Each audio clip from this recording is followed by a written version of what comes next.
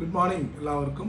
അപ്പോൾ മാർക്കറ്റ് ഇന്ന് ഈ വീക്കിലെ അവസാനത്തെ ട്രേഡിംഗ് ദിവസമാണ്. ഇന്നലെ നിഫ്റ്റി ക്ലോസ് ചെയ്തിരിക്കുന്നത് 25,150 ഇടയിലാണ്.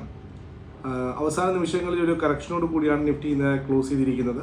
സോ ഇന്ന് നമ്മളൊരു ഇപ്പോഴത്തെ ഗ്ലോബൽ ട്രെൻഡ് അനുസരിച്ച് US മാർക്കറ്റ് ഒരു ന്യൂട്രൽ ക്ലോസിംഗ് ആണ് നൽകിയിരിക്കുന്നത്. ക്രൂഡിൻ്റെ വിലയിലും വലിയ രീതിയിലുള്ള ഇമ്പാക്റ്റ് വന്നിട്ടില്ല. സോ അതുകൊണ്ട് തന്നെ പോസിറ്റീവായിട്ട് തന്നെ എക്സ്പെക്ട് ചെയ്യുന്നു. ചെറിയൊരു മിക്സ്ഡ് ട്രെൻഡാണ്. വീക്കെൻഡ് ആയതുകൊണ്ട് തന്നെ രണ്ടാമത്തെ സെഷൻ വളരെ പ്രധാനപ്പെട്ടതാണ്.